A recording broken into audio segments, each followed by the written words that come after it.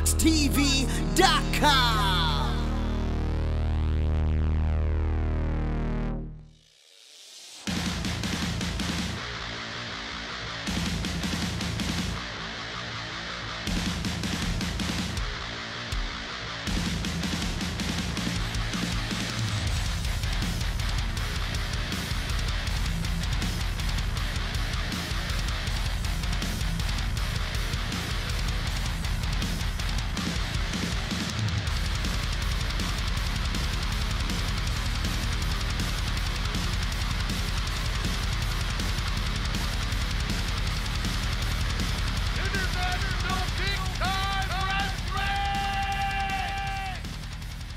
Welcome back to Shooting It Straight with your old pal Rudy. And you know, today I am so excited to have someone that I consider very much my brother, someone who actually was a mentor to me throughout my wrestling career, someone who I've been down the road with many, many times.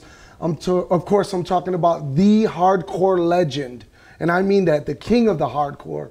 I'm talking about my man, the one and only Madman Pondo. That's Pondo, right. how you doing, my brother? I'm good, man. I'm good. I'm so glad to be here, hanging out with you and all the boys. This is awesome. So, Pondo, let's go back in your career.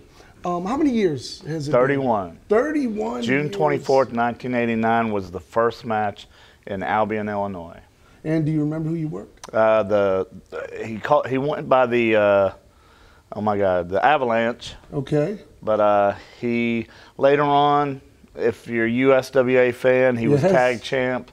He was Melvin Penrod Jr. Oh, no way. No way. You worked down at USWA, didn't you? I did. Yeah. And because of my big mouth, I got shut out there pretty fast. I know you know. I can't keep my mouth shut about stuff. No, not you. It's all right. It is all right. Tell me something. So 31 years in the business. You've wrestled everywhere. You've wrestled everybody. I mean, let's face it. Tell me some of the real highlights of your wrestling career. The guys that you worked and that you, while you were working, just couldn't believe, damn, man, I'm locking up with this person. I mean, the first one that comes to mind is Terry Funk. Yes. Big time. Like the biggest gentleman. I'm a nobody. And that man came in and said, tonight is your night, and treated me like a king. Afterwards, came to me and told me thank you, and I'm like, no, thank you. And that's a testament because he actually put you in his book. Not only did he put me in his book, he gave me his song. Wow. In the middle of the ring, he gave me the song Desperado, but I can't bring myself to walk out to it. That is Terry Funk's song. It is Terry Funk's song. But you know, all these guys that we used to watch on TV know me by first name basis, and to me that is a bigger honor than anything. Like the Honky Tonk Man writes me every once in a while. I'm getting ready to wrestle New Jack. Like 31 years doing mutilating my body for people.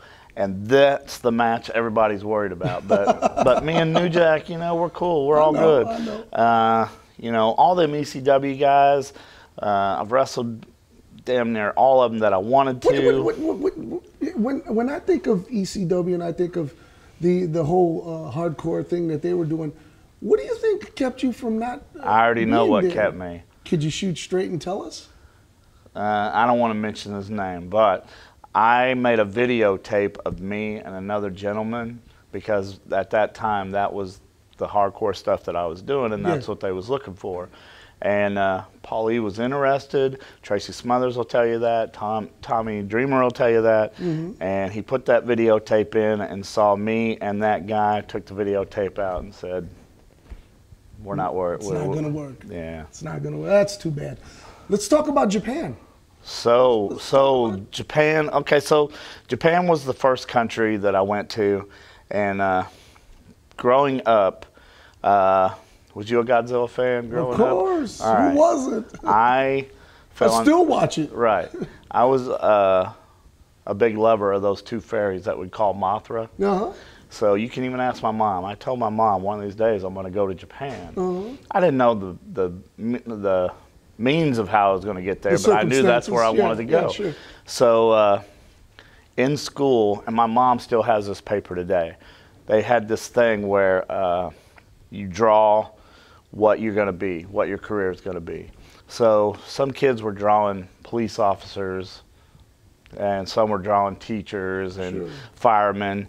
And mine is a wrestling ring with 2 stick figures going at each other, saying, I'm going to be a professional wrestler. And your mom still has that today? Still has it today. Oh, my gosh. So, because, you know, she said, she kept a lot of my stuff, but that's the one thing that she remembers that she kept, because she's like, you knew. How did you know? And I'm like, I just knew, you know, that's what I wanted to be. So, I don't know if I could say other companies. You could say whatever. Okay, WWE was never my dream. Right. You know? Now, I'm not saying they wanted me, but I definitely didn't want them. Right.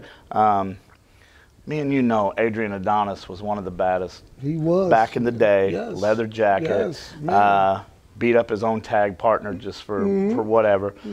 But what does everybody remember about Adrian Adonis today? The gay thing, the flowers. And I already knew that WWE could just ruin a man, you know, because we talk about Adrian Adonis, but now you're talking about Adrian Adonis. So I never wanted WWE, and I went, Rochester, New York, we went to the WCW, and we was walking in the back, and everybody was all, you know, just looking down, worried about their job. I never wanted WCW. I will admit, I wanted ECW. Couldn't do that. But my big deal was, from the day that I started, well, I wanted to go to Japan. And now today, I've been there 43 times. 43 times? 43 times there and back, with a lot of tours, not just going there and coming back, but, you know, staying there 3 months. And then... do you miss it? I so do. Yeah. But when you talk about it, you have a glow about you. Yeah. I can see right through it. Well, a lot of people ask me all the time, what's Japan like? And this is my answer every time. When you go to McDonald's, when you walk through the door, they're saying, "Ishimashi," which means, can I please wait on you? When you go to the counter, they're smiling. They take your order. They run to go get it. They run to get it back to you. When you sit down and you open your sandwich, it looks like the picture. All right? That's Japan. Come home, go to McDonald's. And try to get that same service. Exactly. Oh, man. So, Japan, when you finally made it over there, how did that go about? A guy named Tony Brown was good friends with Abdullah the Butcher. And I was slated to wrestle Abdullah the Butcher in Overland, Missouri. So Tony Brown told him, he's like, you really need to pay attention to Madman Pondo, because I think he'd be a good fit going over to Japan. So when Abdullah got there, he was already ready to check me out or whatever. So after we got done, you know this, Abdullah, when he's done wrestling, he wants to sit down and he's done. Okay. After our match, I got to the back, I sat down, Abdullah came in the back and said, "Champ, let's go back out." Can you believe that? What? Grabbed me in a headlock, we went back out, and we went another probably 5-6 minutes. What? Okay, so then when he got in the back, he said, "Champ, I'm getting ready to go to Japan in 4 days. When I come back, make sure you have a videotape at my restaurant, and I'll take it with me next time I go." I couldn't sleep. I rode home. I had 2 VCRs, made a videotape, waited till the post office opened, overnighted it to his restaurant, and within 2 days he called me. He said, "Damn, Champ, you really want to go to Japan, don't you?" I said, "Yes, sir, I do." And right after that, I started going to Japan. And not only was I going to Japan, I was Abdullah's boy. Right. Therefore, they was all, you know, I was like... Right, you were prestigious. Exactly. I mean, he's a king over there. Oh, he really is. Let me tell you the story. Okay, this is how you know Abdullah's over. So there's these things called service bars, and so we went to the service bar, and the mafia was with us, and they filled the table full of food and all this. Well, 5 o'clock in the morning, we closed this place out. 5 a.m. So we go outside, and instead of getting a taxi, Abdullah says, "I can see the hotel, let's just walk," which surprised me already. He said that. So we're walking down this dark alley, and this guy smoking this cigarette with leather jackets coming down the street, you know, and he gets close enough, and he goes, butcher? Abdullah the butcher? And Abdullah says, yes, yes. And he goes to shake the guy's hand. This dude, I got no exaggeration. Right. This dude starts screaming out like Fiddler on the Roof, Abdullah the butcher, Abdullah. And I'm like, dude, you got to calm down. Lights start coming on, right? People start coming out at 5 in the morning to meet Abdullah the butcher. Oh my God. Now, at this service bar, he was selling T-shirts, right? And I'm the one carrying the bag. All these people come out to greet him. He's like, champ, get one of my T-shirts out. So I hold it up. People go in their houses to come back out to buy at 5 in the morning. At 5 in the morning to buy an Abdullah the Butcher T-shirt. My goodness. That's over. Are you scheduled to go back anytime soon? Yes, I am, but the whole COVID thing hurt it. But what I understand is March, the airlines can open up, and I'm supposed to go back in March for Shadow WX. Very cool, very cool. So tell us about Girl Fight. Girl Fight. How did this come about? Why Girl Fight? When I think of Madman Pondo and Broken Glass and Thumbtacks, I don't think of hot chicks wrestling. By the way, that can wrestle. Yes. That can work. Right. It's not a show. Exactly. Oh, I didn't know I could do that. Okay. It's not a show. You're right. It's competitive women. How did that come about? Tell me. Okay. I don't talk about her a lot, but back in the day, Sarah Logan from WWE, Sarah Bridges, whatever you want to call her, was having trouble networking, and she would follow some of the other girls and talk a lot about the other girls, and I told her that's not the way to do it. So to help her along, I started Girl Fight. Like the very first Girl Fight main event was Crazy Mary Dobson versus Jazz. Wow. You know, that's so right there. So and by the way, Crazy Mary can work her ass off. She can. And I saw that. Yes, you told me that years ago. I saw that just like I do Billy Starks today. Yes. And so I brought in girls who I knew could help her along.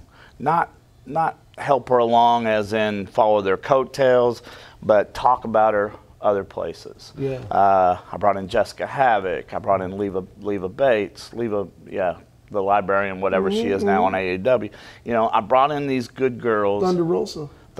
I brought in Thunder Rosa. Brought her to Detroit. I did, yeah. That was very cool. And so it all started out to help Crazy Mary Dobson. Well, then everybody knows the big split. Right. And I really didn't run a show after Sarah left because that's why it was started.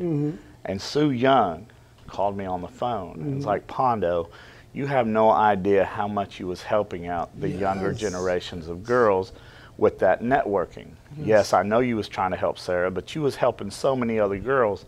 Do me a favor, don't shut it down. I mean, when somebody like Sue Young asks you that, it's time to open it back up. Right, you might want to do 1 or 2 shows. Exactly. So, I don't know, maybe 4 months went by with no Girl Fight show, and then we just started going nuts with them. And now you're back running and selling out? Selling out shows, man. I'm so proud of you. Man, and I'm so proud happy of it myself. For you, man, you know? You've seen some heartaches in this business. I have. And now it's time that you get a little bit of the pie. I hear you. Thing about wrestling is it's like a bad relationship. Like so many bad things happen. When something good happens, it's like really good, but there's more bad things than good. Okay, so we do a segment right here, and it is a word association. All right. And it's actually a name association. Okay. I'm going to give you 5 names, 5 random names. And in one word, I want you to describe this and shooting it straight, damn it. All right, I got my brains beat out for 31 years, but I'll try. Are you ready? My best. I'm ready. Okay, the first one. Abdullah the Butcher. Legend. Okay. Sergeant Slaughter. My favorite, sorry. I know he's the big Sergeant Slaughter guy. Violent J. Brother. Ian Rotten. Yeah.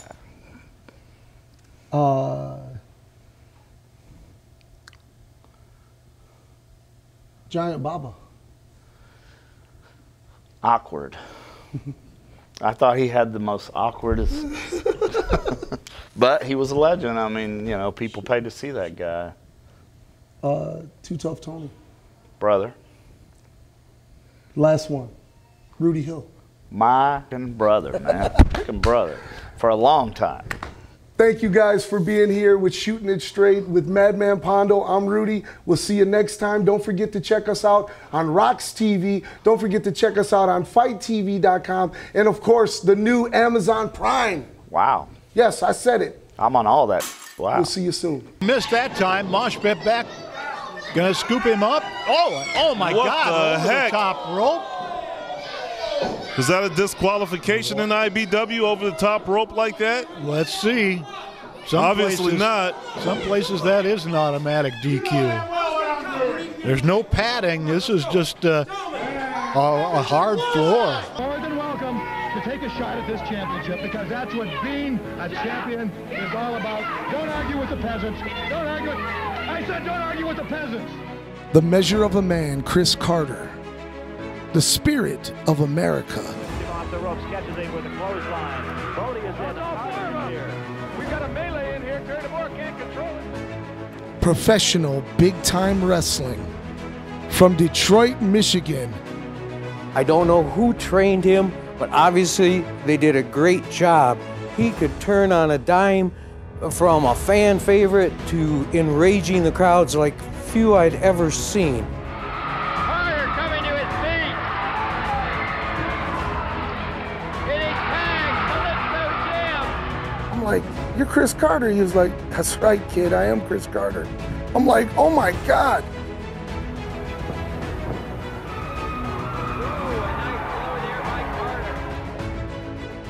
Like, I've seen you bleed a few times. That was the first time I met Chris Carter. So we didn't really, click right off. The Motor City Hitman, Chris Carter. Gambler doing well. Carter in a bit of trouble after opening up so well.